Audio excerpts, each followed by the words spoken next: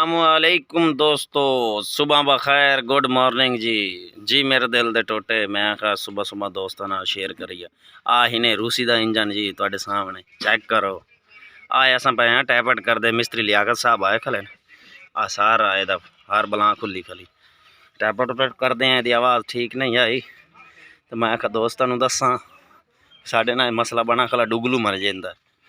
तो ये सानू कमेंट दसिया ऐसे भी जेड़ा ना वाकई टैपटां दे विच मसला बनता या कोई होर मसले बनते चेक कर सकते हैं। उस्ताद पाकर छुरियां लियाई खले ने, छुरियां दा पता नहीं सेब कट्टू हैं के करू हैं। टैपट पर कर दें, टैपट कर तो मोड़े की आवाज़ सुनने तो भी असें सुनने।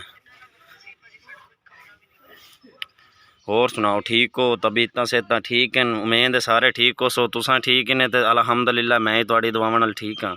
तो आसिफ साहब बड़े नाल लगे बैठे मोबाइल ते, मता कुछ होर समझा है।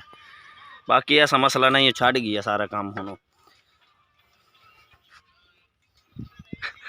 तो जी भाईजान चेक करो टैपट कवर माशाल्लाह।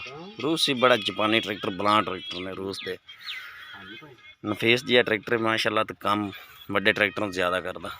आप जा रहे थे मिट्टी ते सुबह सुबह।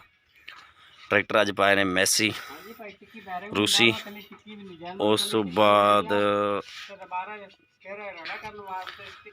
आप नाल जा रहे मैसी 240-85 मॉडल मताब बबासी आई जो दी ड्राइवरिंग करेंगे। मिट्टी ढोनी है 13 फुट ट्राली वो पिछे पावे आप। ओदा ये आ कि असी जेड़ा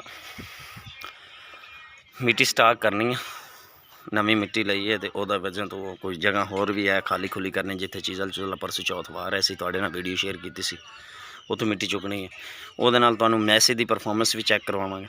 उस तो बाद यह जो डीजल पंप आ ये थोड़े नॉर्मल है, इनू भी थोड़ा जिहा एडवांस करना ताकि आवाज़ ट्रैक्टर की बन जाए। जैन सलेंसर लाया गया रूसी नू,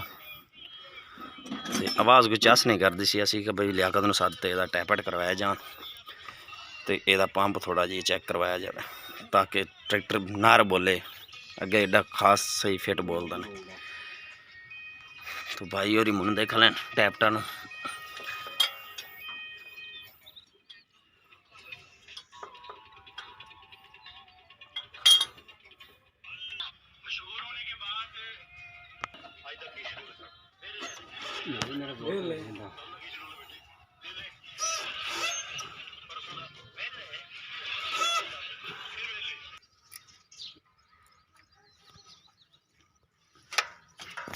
तेरी स्टोरी बनी पई है।